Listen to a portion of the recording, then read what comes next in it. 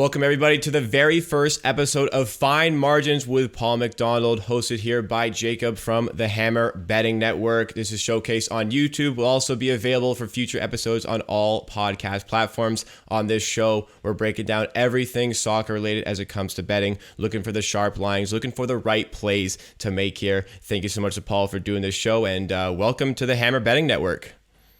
Thank you very much, Jacob. Looking forward to it.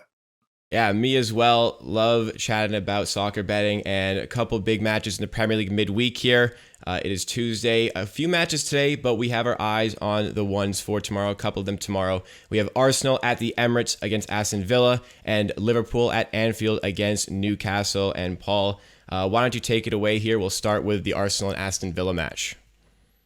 So, Arsenal, it's a bit of a rare situation for them in recent years, given the fact that they've won 4 out of 4 and are currently top of the table.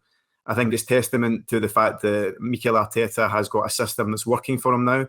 But I think if you also look at the likes of what United are doing, scrambling at the end of the window, Chelsea still trying to get players in with deadline day approaching, the business that Arsenal have done until this point has been exemplary so far. I think that the £45 million spent on Gabriel Jesus will prove to be one of the best pieces of business of the entire summer.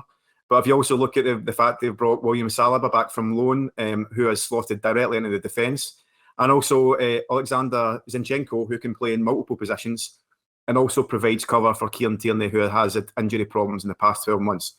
So Arsenal, as a unit, are looking pretty robust right now. And the calendar, to be honest, has been particularly kind to them at the start of the season. Palace was a tough opening day, but they've had 3 solid wins since then. And they now face Steven Gerrard's Aston Villa, who are really, really struggling at the moment. And there are some murmurs going around already that Gerrard could be the next manager potentially on the chopping block after Scott Parker left Bournemouth earlier on Tuesday. I don't think we're in that situation with Villa yet. I do think their underlying numbers aren't as bad as they might perceive.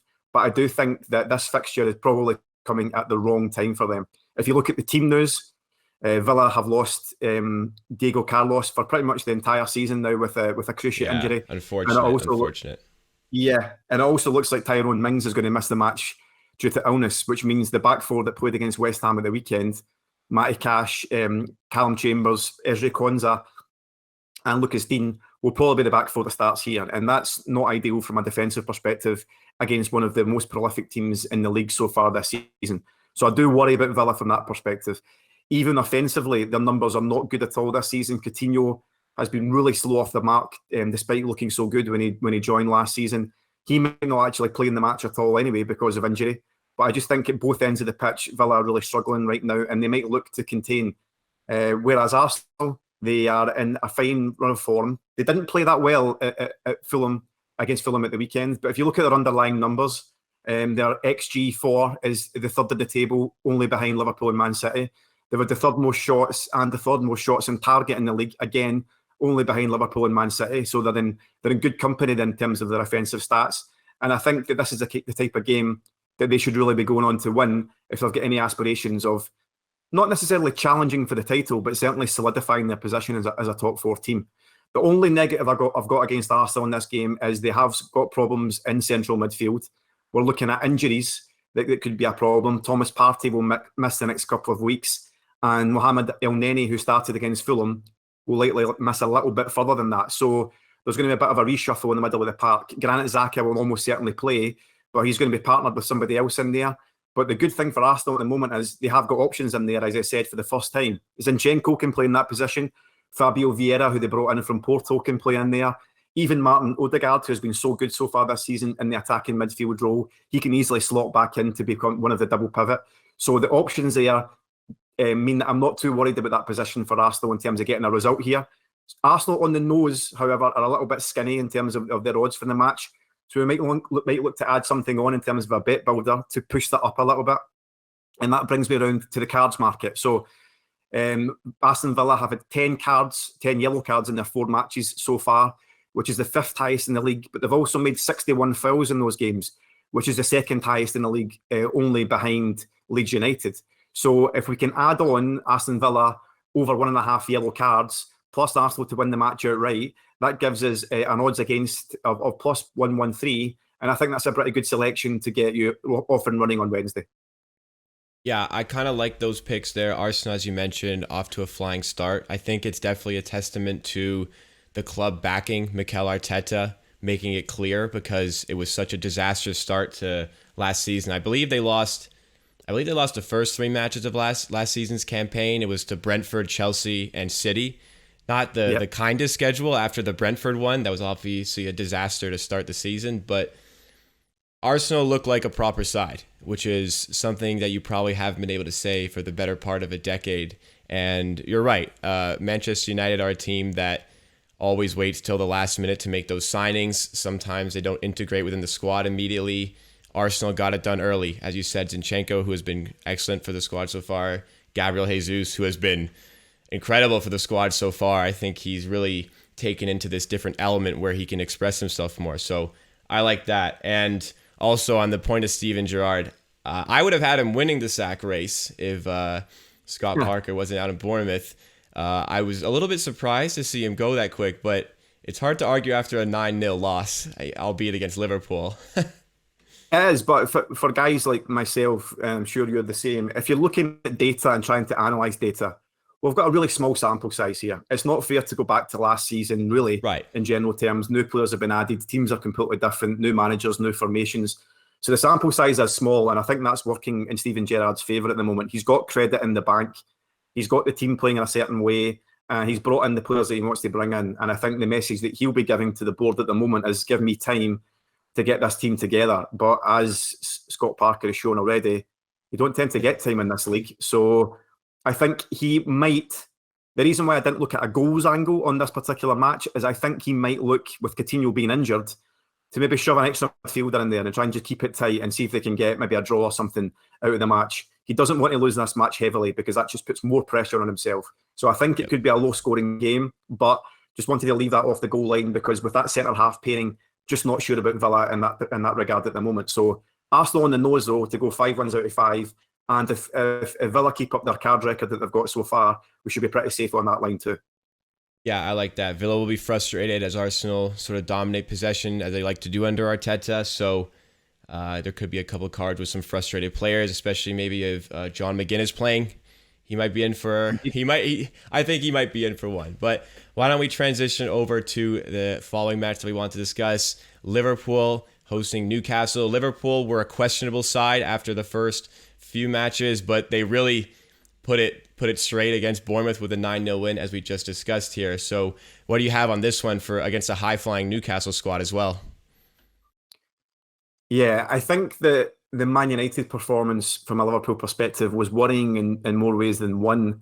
Not just the manner of the defeat, but also the structure of the midfield just didn't look right to me in that match, and it looked infinitely better at the weekend. Again, it is Bournemouth, and again, I think Bournemouth, unfortunately for any Bournemouth fans, I think they are in the realms of Derby 2008 in terms of maybe having the worst ever points record this season. I really think 11. they could be that bad. Yeah, so I think we're in that territory. I think that Bournemouth might actually, to go off at a tangent a little bit, I can see them bringing in maybe just an ultra defensive coach just to try and get some wins and get some clean sheets on the board, because otherwise it could be a bad result for them every week. But with context, Liverpool still looked really excellent, and you can't underestimate the amount of confidence that the forward players, maybe Salah aside of that, perhaps, can pick up from that victory. Firmino looks so good. Salah will be desperate to score in this match after not scoring in a game where his team gets 9. Yeah. And Diaz is really beginning to fill that Sadio Mane role now even more on the left. So I think they look a bit more positive. You couple that with the fact that Newcastle, they have started well, but their Anfield record really isn't good. And on the injury front, we're potentially looking at Alan Saint-Maximin being injured for this one, which he's a key component of most of their attacking stats this season. We're also looking at Bruno Guimaraes, who's probably going to miss it as well.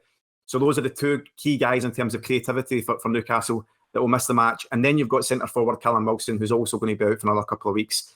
And Alexander Isak, the new £60 million signing, he's barely had a chance to train with his team yet, and he's not even registered, in fact, for tomorrow night's game. But they do have until 75 minutes before kickoff to be able to register Isak for that match. So he might play a role, but the fact that he's not had any involvement with his team yet suggests that we shouldn't focus too much on Newcastle playing too well. They haven't racked up a great deal amount of XG, particularly on the road this season. Away at Brighton, they were pretty much dominated by them and only managed 0.2 XG in that match. They did a little better at the weekend against Wolves, but it took a 90th minute equaliser from Saint-Maximin to get a result there. Oh, what a goal too. It was a great goal, yeah. But I think they're still working out what kind of team they're going to be beyond the end of this window, still trying to get some bodies in. And I wouldn't say they're going to write off this match in the calendar, but I do think this is an opportunity to get another win on the board for Liverpool, and I think everybody will be happy to move on to the next match. Again, Liverpool far too skinny on the odds in this one, so I'm going to look at the cards market again, but at the opposite end of the scale. Liverpool have only been booked 3 times in 4 matches so far, so that's the lowest record in the Premier League, and we would imagine that they're going to have a lot of possession in this match, which means they're unlikely to rack up cards. And Newcastle are around mid-table with an average of 2 cards per match so far. So if we add Liverpool into the bet and we add in under 5 yellow cards in the match, again, that gets us to an odds against position of plus 118. And if we throw in over 2.5 goals as well, because Liverpool have been so good in front of goal recently, and I do think Newcastle are a side now which will try and attack, then we get to plus 118 with overall odds. And again, that should got an odds against result, which all the stats suggest should be a good one.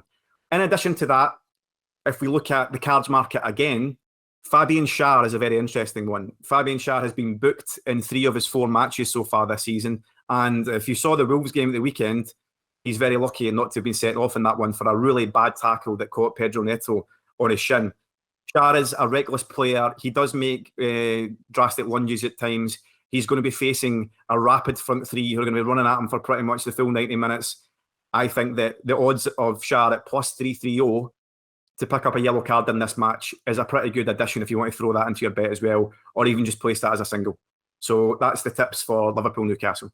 Yeah, I like that. I like your comments about Liverpool, the midfield. Even Jurgen Klopp has backtracked on his comments about not needing midfield. The press have kind of bothered him about it, and he's starting to concede that, yes, they do need a midfielder rather, to bring in. And yeah, there were some worrying signs in that Manchester United game. I agree, but Liverpool are a proper side. Jurgen Klopp is a proper manager, and I really like the points about Newcastle as well, because Eddie Howe plays such an intricate system.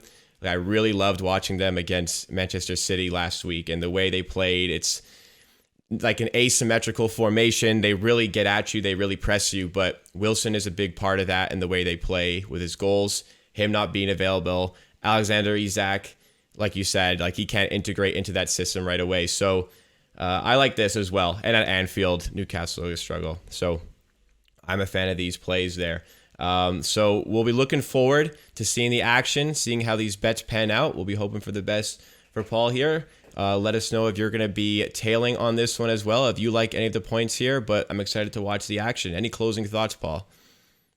My only additional thought I would say is that if you look at the City versus Forest game, I would try and avoid Erling Haaland in the scoring markets for this. Now, that might sound crazy because he's a mega goal scorer, but Pep Guardiola made it clear at the start of the season that Erling Haaland's fitness level means that he's not going to play every match. And a home fixture against a promoted team strikes me as a kind of game where Guardiola might go for a rotation. So I would avoid Haaland in any first goal scorer markets or anything like that, because, or at least wait until you see team news, because I think that Haaland might be a game where this is one where he's rotated out of the team, and you might want to look elsewhere for that first goal scorer bet.